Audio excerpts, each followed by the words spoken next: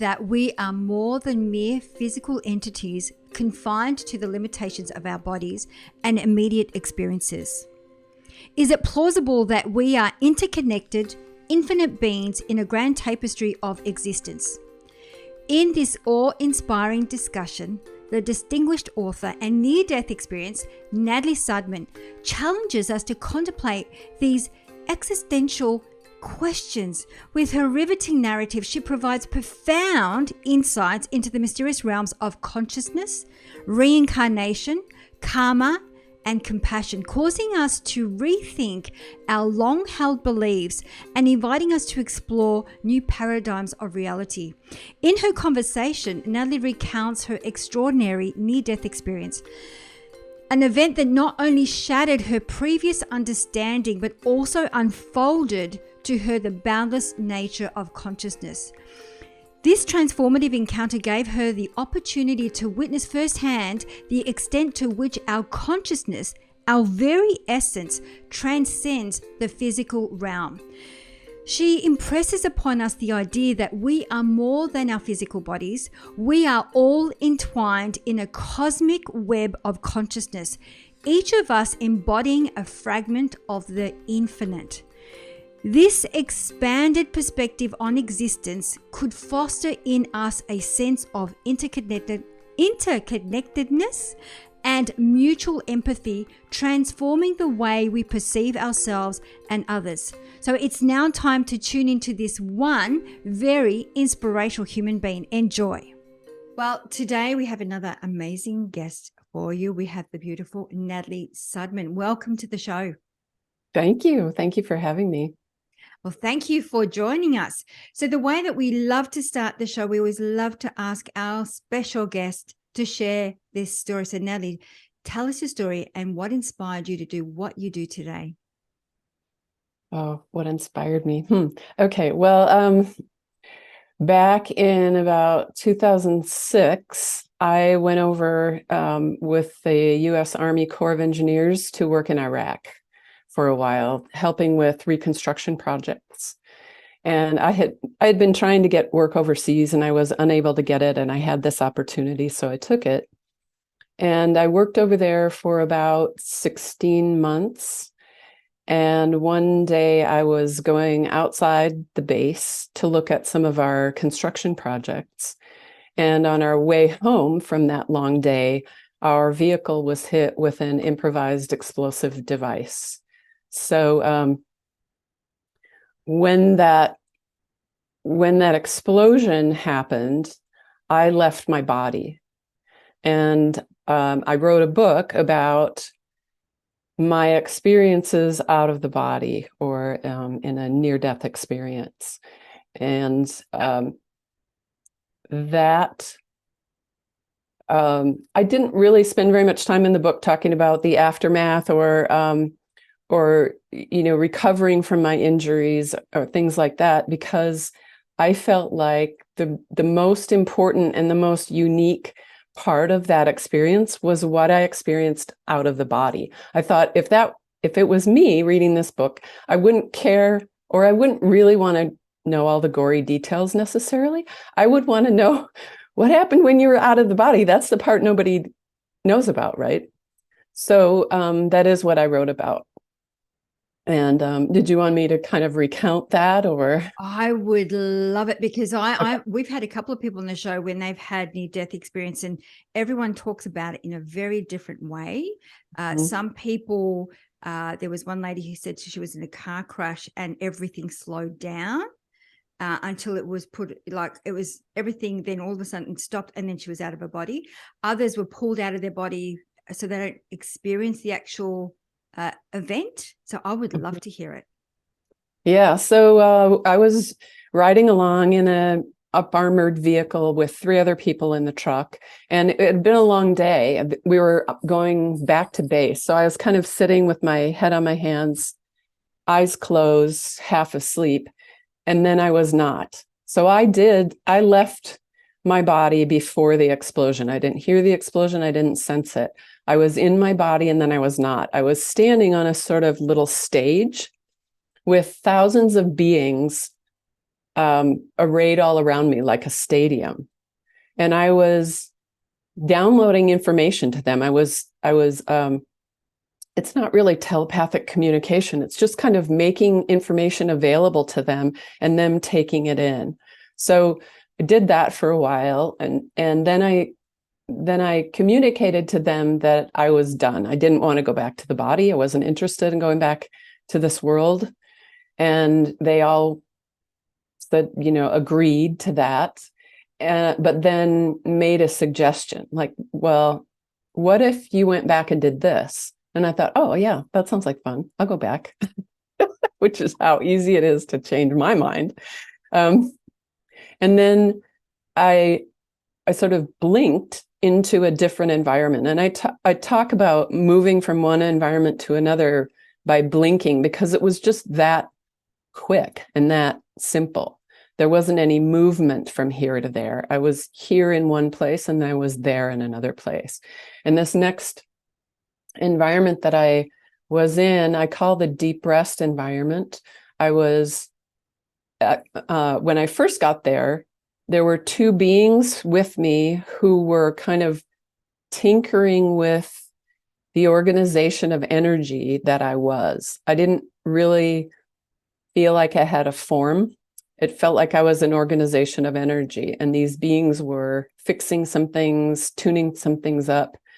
And at the same time, I was kind of going through my life up to that point, and not necessarily as a life review the way some people with NDEs have described it. I wasn't feeling every emotion that anyone had ever had that I had contact with, or there wasn't anything dramatic or traumatic about this.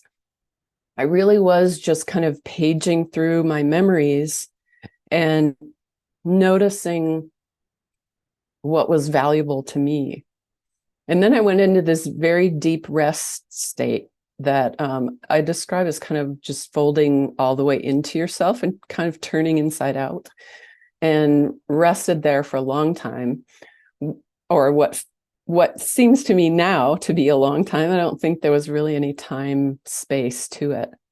Then I blinked again, and I just went back to that gathering of thousands and kind of checked in with them again, and then blinked to a place that I call the healing environment.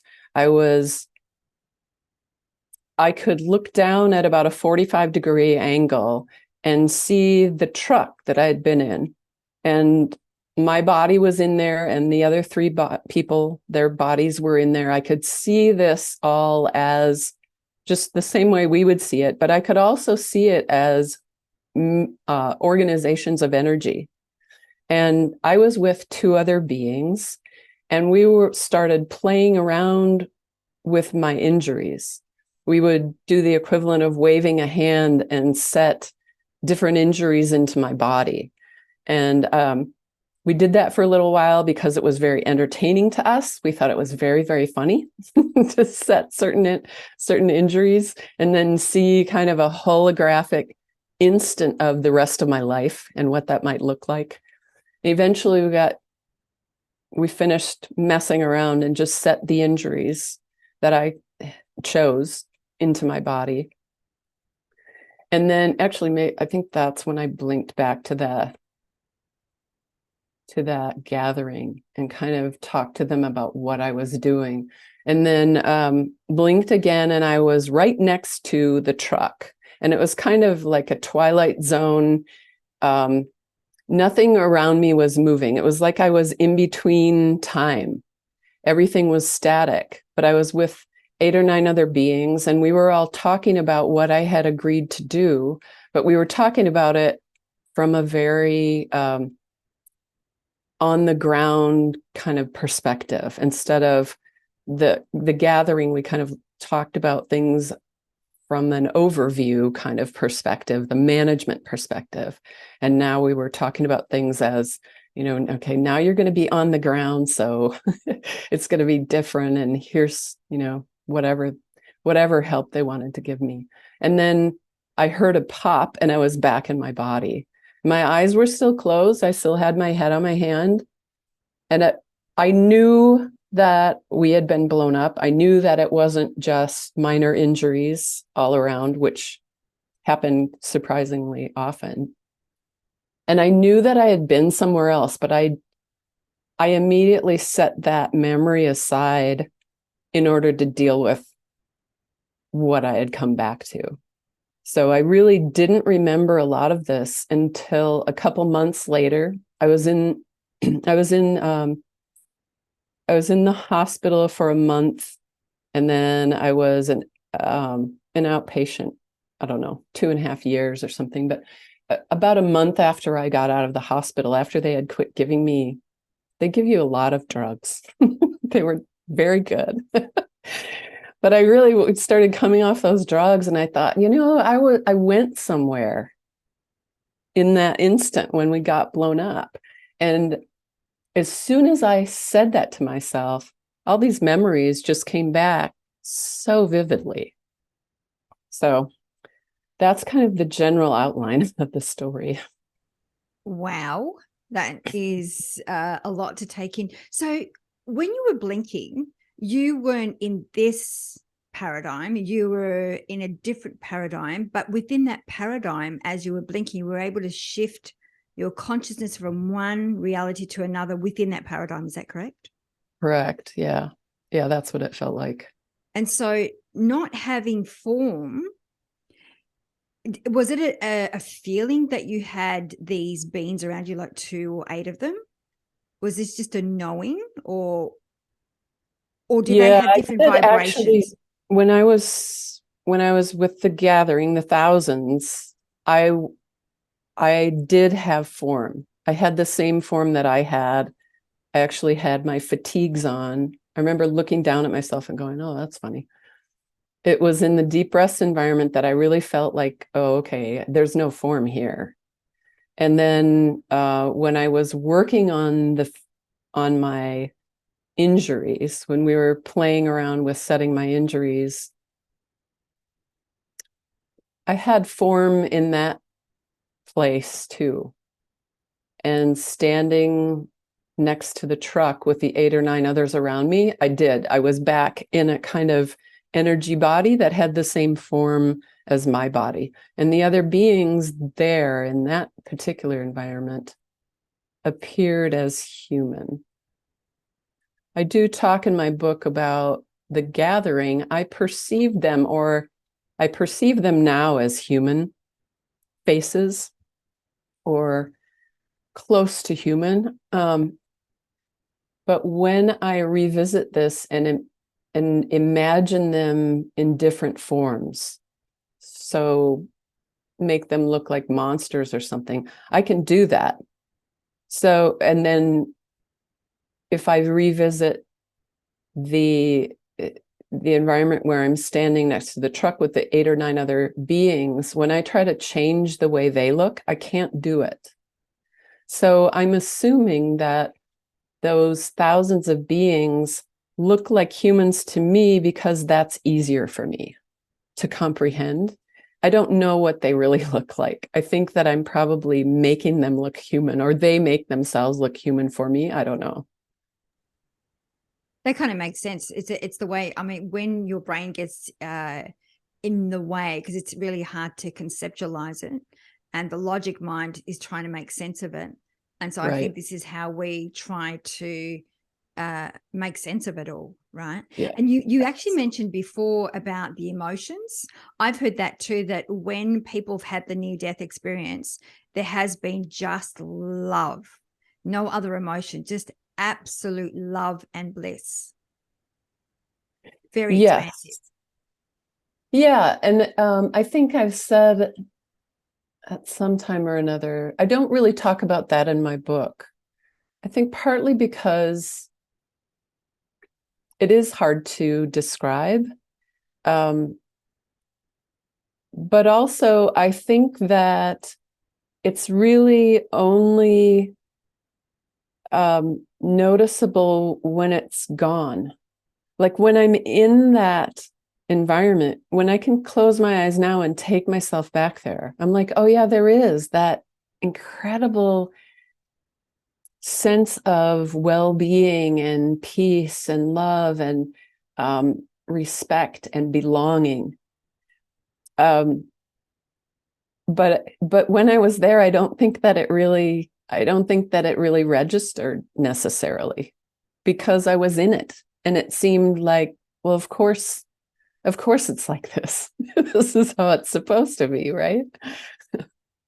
Absolutely. So you're able to go back to that same experience and call upon the beings that were with you at that time. Are you able to do that now?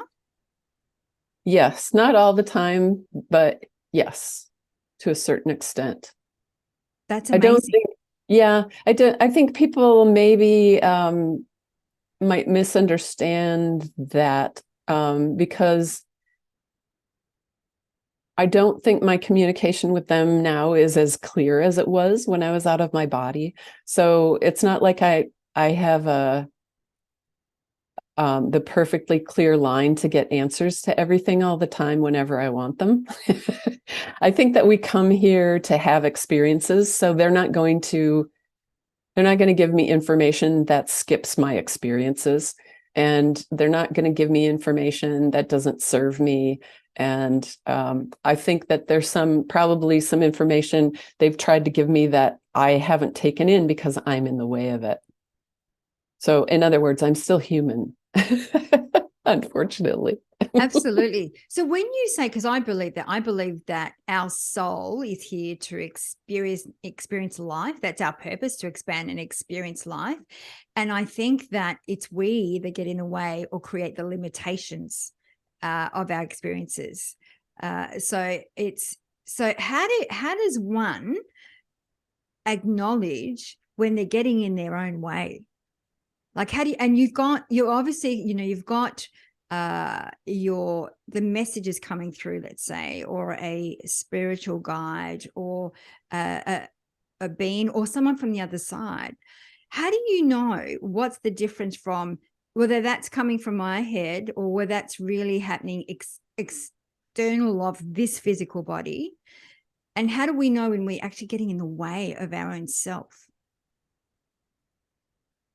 Yeah, I think that how to know the difference between when you're getting guidance from outside of yourself and when it's your own mind can be really, really subtle. And I think the only way to really resolve that is to practice, practice, practice. Because the more you play around with it, I think the more you begin to notice the subtle differences between your own mind wishing something was true and actually getting some kind of communication from outside yourself. It can be especially difficult, I think, for people who are empathic, because when you're empathic, you tend to merge with whatever information it is that you're taking in. And so you're like, okay, this feels like me because I've taken it into me. Is it me, or is it from outside myself? But I really think that practice, practice, practice is kind of the only way to do that. I guess, you can go to a psychic or something and kind of get validation in that way. When they kind of give you the same information, you're like, oh, okay. I guess I'm not making it up. That can help too sometimes. The other part of that question, what was the other part of that question? Sorry. So I identifying the voice, if it's because I'm an empath, so I merge with that. So sometimes I'm having that conversation to myself. Is this me feeling and thinking this way? Or are these external of me trying to point me in the right direction? Sometimes it's it's that's really evident, but I still have that conversation in my mind. Is that really me? Or I still have that conversation, and I've been doing psychic readings for people for 15 years. I do this for a living. So I don't think that it's, and I know some other psychics who are the same way. I think that again, just practice, practice, practice, ask questions, see what kind of answers you get. And the more you sit with that yourself doing that process, the more you will recognize the subtle differences between you making something up and you merging with something, and getting some clean information. Thank you for that, for bringing some clarity to that. The other thing I was asking was, how do we know when we are getting in our own way? How do we know we are creating the limitations? Mm-hmm. I have a different kind of perspective on that. I think that sometimes when we think we're getting in our own way, what's really happening is we are learning something. We're exploring something. We're not necessarily in our own way. We're simply learning something new and kind of trying to make room for that and get around it. I don't know about Eastern cultures, but we in the Western cultures are not very good at being beginners at things. We think we're just supposed to know stuff. Oh, I'm all grown up now. Whatever I want to know, I just know. But there's a process to learning. I mean, we're in a world of form, of cause and effect, and to allow yourself to be a beginner, and then to acquire new information and new skills takes time. It moves through time and space because we are in time and space. And so I think that often what people call in their way or in my way may be exactly what you came here for. So why is this happening to me? A better question might be, how do I best handle this? Because in handling this, you walk through it.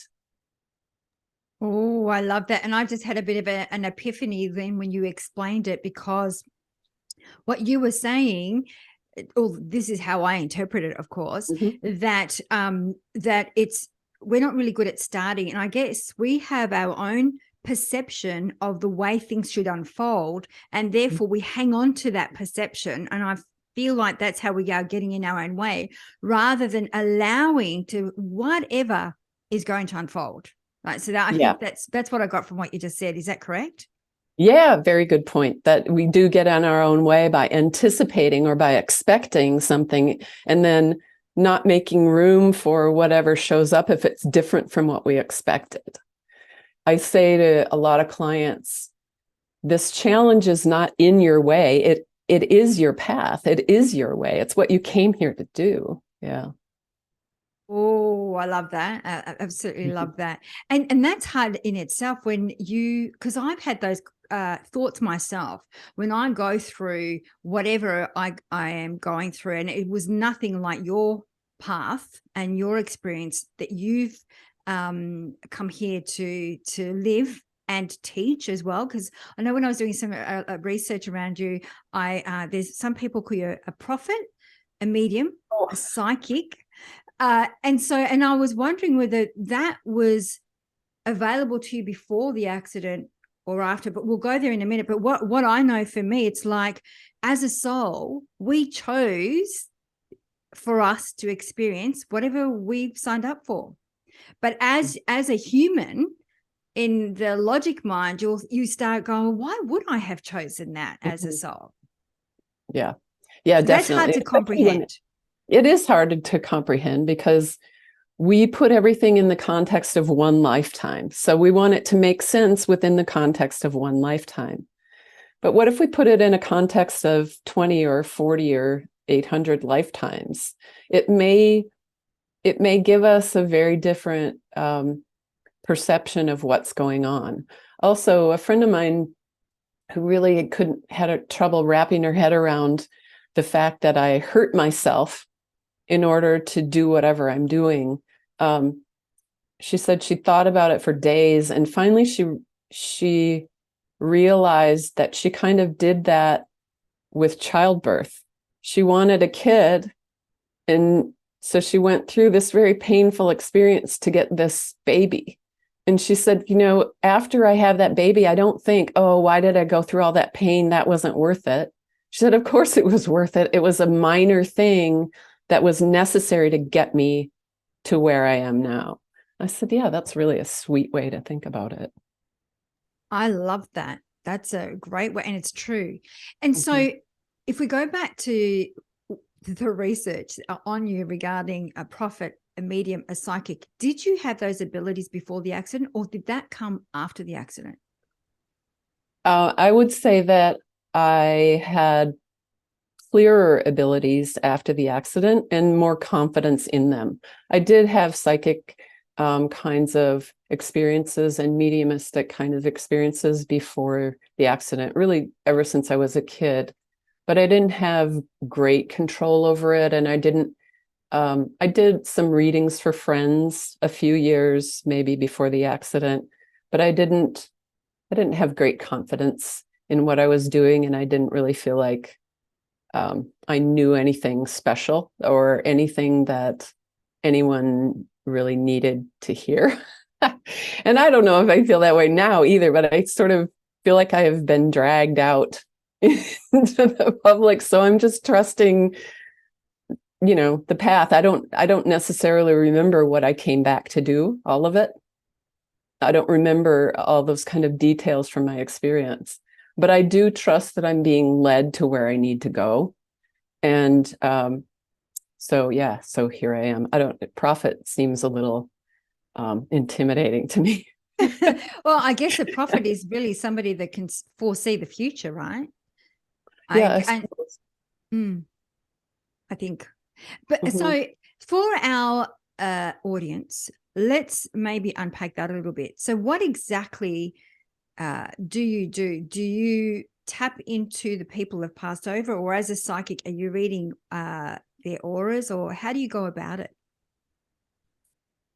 I can often tap into people who have crossed over. I'm not a trained evidential medium, so they do things in a very specific way, um, and um, I simply ask to be connected with that person who's crossed over. I don't do I don't do a lot of that. If it comes up in the course of a reading, I do it. I don't. I receive information kinesthetically through feeling through my body and um, visually, and sometimes um, audio audio. I should know that word. Auditory. Um, Thank you, auditory. So I will take information any way I can get it.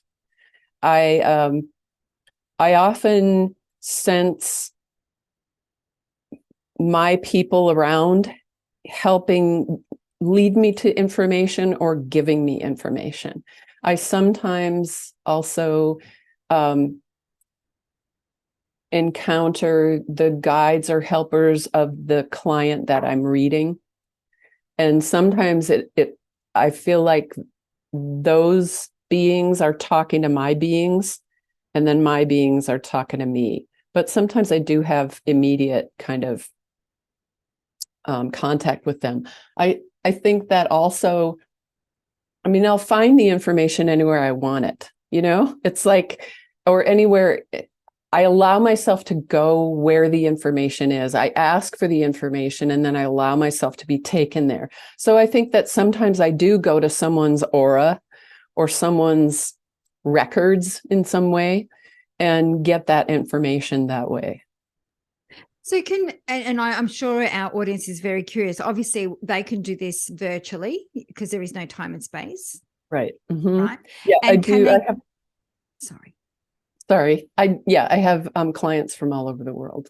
Amazing. So then they can come to you with specific questions as well, or do you? It's just a matter of tapping in, and it's whatever comes up at that moment in the reading.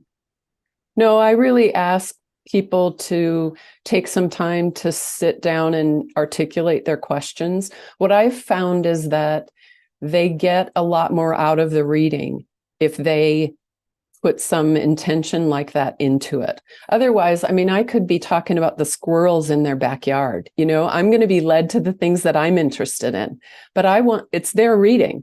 I want them to bring their interests, and I'll look at their interests. That's amazing. And so from that perspective, when you actually doing a reading, you're connected with the individual. Does it ever happen just when you're out shopping where all of a sudden you're picking up on other people's vibes, or has that ever happened where you felt this really strong message for someone and they haven't specifically come to see you? Yes, I've had that happen a few times. I don't pass on messages in that kind of situation. I mean, if I was being screamed at, like, go talk to that person, maybe I would do it. But I think that, I think it's intrusive. I wouldn't want someone doing that to me. I prefer to wait until someone asks. Yeah. And I guess that's the ask and it shall be given, right? That's right. You have to always ask for permission first. So I'm really curious, Natalie. The other thing that's bubbling up for me is what you experienced was so, on one hand, dramatic, traumatic, stressful. I can't even imagine. I can't even think of the other words. To at the same time, parallel, you had a really blissful, out of body, wonderful experience. How was it coming back to life, knowing that there was that duality that you experienced in that split of a moment? Well, that bliss really carried into this reality. I didn't really experience my injuries as trauma. There was pain and there was discomfort, but I think I say in my book that there wasn't suffering. That suffering comes from the way we think about things, from those expectations that aren't met. I could have been thinking, well, this isn't how I wanted my life to go. I want to be able to see out of both eyes. I don't want to spend 2.5 years doing rehab. This is not what I had planned for myself. But I think that my experience out of body just kind of wiped all that out. There was no fear in me when I came back. There was only curiosity. Like, well, I've never done this before. I've never been blown up before. I wonder what this is like. And I think that that lack of fear really creates a whole different kind of experience. When you can release fear, then you're meeting each moment as it comes, and there isn't any suffering available. It's because that suffering is only a conflict between what you want to be happening and what is happening. It's interesting. I actually highlighted that in the book where you had said, and it's a Buddha saying, pain is inevitable, suffering is optional. And you had understanding that I designed my experience from start to finish and been assured through my experience out of body that my life as it is has meaning and value. Suffering is impossible. I thought that was quite extraordinary. Yeah. It makes sense, but so you're saying basically that we choose, it's the meaning we give every situation. We choose the experience ourselves, how we want to experience whatever event's taken place. Yeah.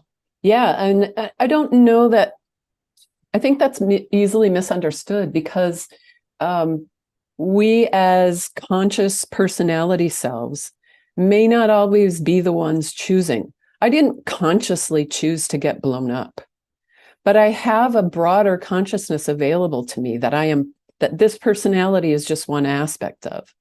And if that larger personality sees in a larger context and understands a value to something that I can't see, maybe I can trust that now. I mean, I got lucky maybe because I had this experience of actually being in that larger awareness.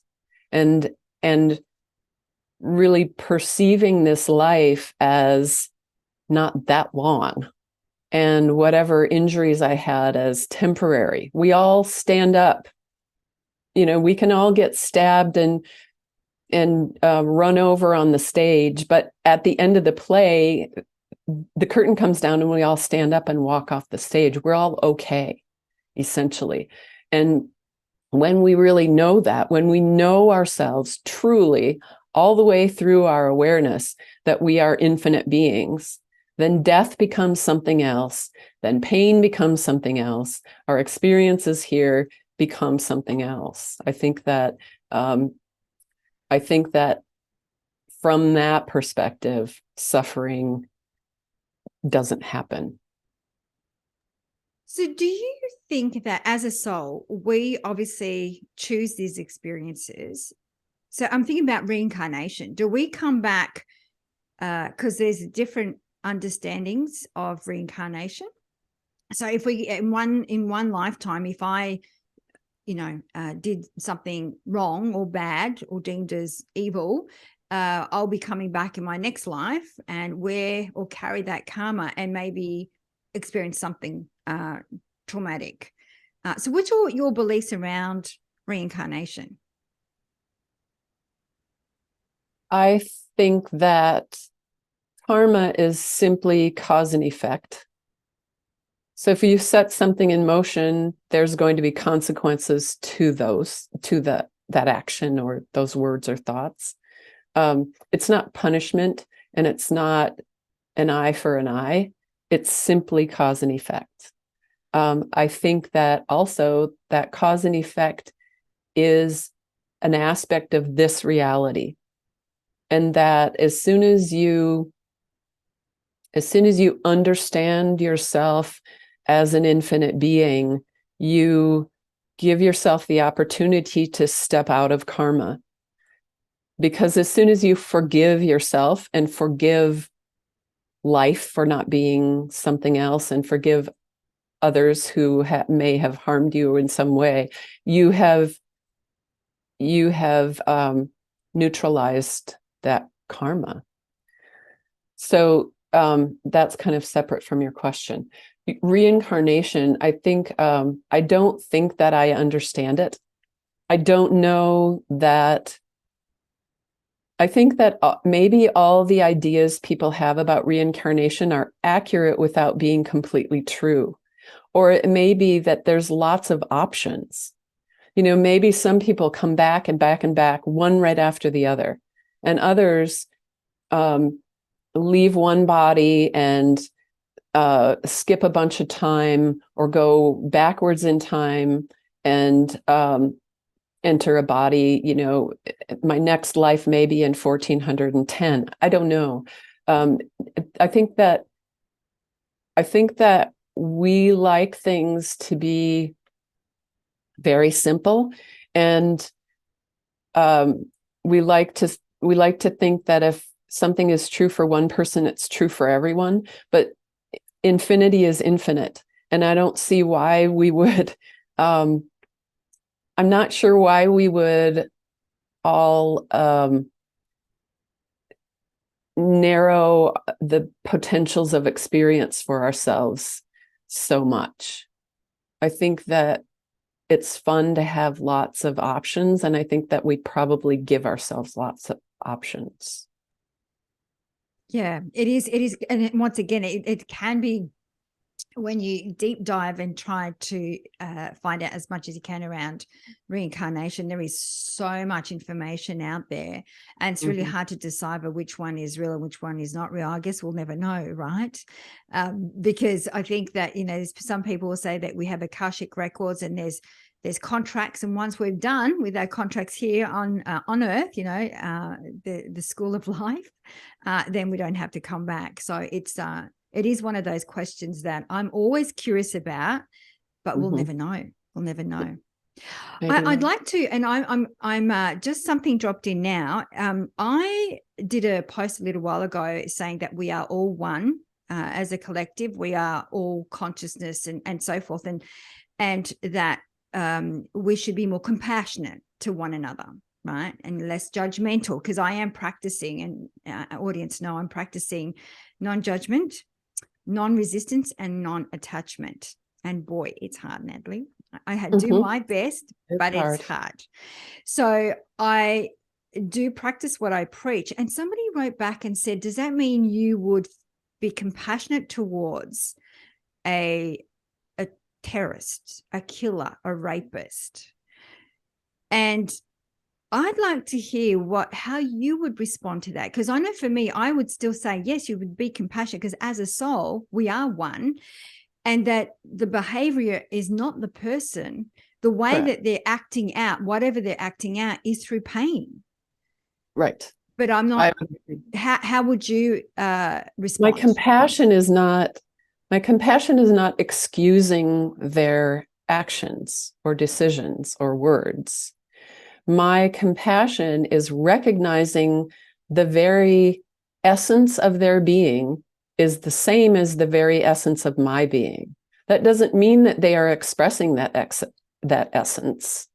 I think, a lot of times they're not, obviously, if they're being violent or mean or ugly to people in some way, or to animals or whatever. Of course, there's a difference between recognizing the inherent holiness of someone and approving of their actions. I can recognize the very core of that being and stand up against their actions or words. I think that's important, because I always say, Namaste, my soul acknowledges and respects and honors your soul. And so when I look at exactly what you're saying, compassion is compassion at that level, understanding we are all here to experience life and learn our lessons. And we are more than this physical body and this behavior. And I don't know if you have heard of Virginia Satir. Have you heard of Virginia Satir? She talks about the behavior is not the person. She worked with a lot of different criminals. And when she was really unpacking what was going on, it was what was lacking in their life was love. Yes. Love. Yeah. Yeah. People who hurt other people are trying to get rid of their own pain. They're in so much pain, they don't know what to do with it. I've said in the past that if we could stop failing each other, we would heal the world, If we loved everyone, recognized everyone as that spark of beauty that we are, we would be lifting people out of the gutter, not judging them for being in the gutter. And this is where the judgment comes in, right? This is where you're practicing the non-judgment, which I'm finding is probably out of the three, the hardest one, is how do you not judge when, for example, nobody can make you feel anything unless you allow them to. But let's say you get rubbed up the wrong way, right? You allow this person to get to you. It's really to be in the present moment and to be of love and sending them love. You still have to have boundaries. You don't need to judge them, but it's okay to have a boundary and say, at that level, from a soul level, I respect you and love you, but from a human existence, I won't tolerate this kind of behavior. Correct. So you've got to be able to, and this is how I do it. I don't know if it's right, so I'd love to hear it from you. How do you deal with this three-dimensional human being that we are experiencing when we are more than that, and when somebody rubs you up the wrong way? Yeah, I think that's exactly what I do. And it's hard for me too. It's hard for anyone, I think. But I think that if we can make the distinction between judging someone's behavior or using discernment about someone's behavior and their words, that's different from judging them as a soul. We can say, I see you as an infinite being, that I know that you too, the very core of you is love, and you can't act this way. You can't say those things. We can do both those. I think that when we interact with people from that level, recognizing first, yes, they too are an aspect of the divine. I think that then when we do say, stop, you can't act this way, that I think it has more power. I think it actually has the power of love behind it. When we try to stop something because we hate it or we fear it, I think that we are perpetuating hate and fear because we feel it in ourselves. We're throwing it back at them. And what are they going to do? They're just going to throw it back at somebody else or us. But if the very core of what we're doing is love, I think it changes the interaction on a really fundamental, energetic way that is very, very real. So on that with fear, do you experience fear? Yes. I don't think I did for the first year or so. And then, yes. Okay. Because I was curious. I had to ask that question because of what you've experienced. And knowing that there is more to this, how can you, and this, even just talking with you, just how can we possibly experience fear when we know there is more than this physical being? Yeah, I think it's when we forget that the fear creeps in. If we're really aware all the time that we're an infinite being having this experience through this body and through this mind, I think that everything becomes interesting instead of threatening, or it becomes a fun challenge instead of a slog.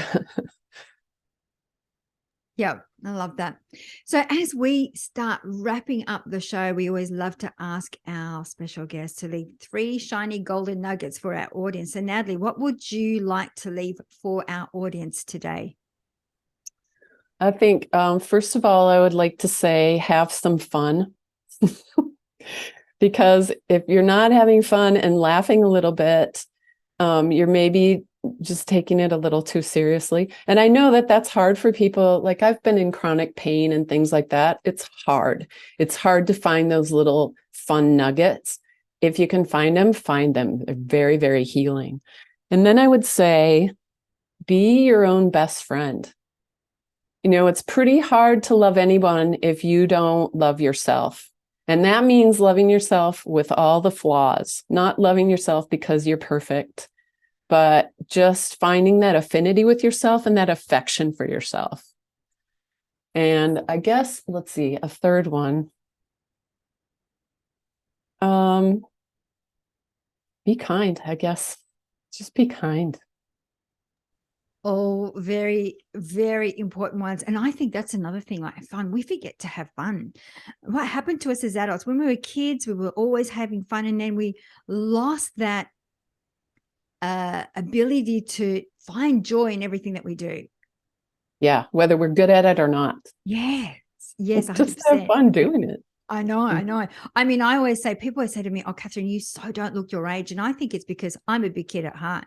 I am a big kid at heart. Still, as an adult, I will, my son doesn't live with me anymore, but he's 28, that's why. But even when he was little, even into his mid-20s, I was always hiding under the bed or in cupboards trying to scare him. So we were always having fun, And Yeah, I think it's that I actually miss that he's not here, because we used to do that to one another all the time. Anyway, so Natalie, where is the best place for our audience to find you? Where do you hang out the most? I have a Facebook page where I post every single day a quote and a piece of artwork. And you can find links to all my interviews and a page about my readings at traceofelements.com. And you can find my artwork at nsudman.com. Your artwork is spectacular, by the way. Oh, absolutely beautiful. So we'll have all of that in the show notes. Natalie, I can't thank you enough for coming on the show, sharing your story. I'm still like, wow. And sharing your wealth of wisdom and your time and your energy. Thank you so much. Thank you for having me, Catherine. It's been fun. Thank you.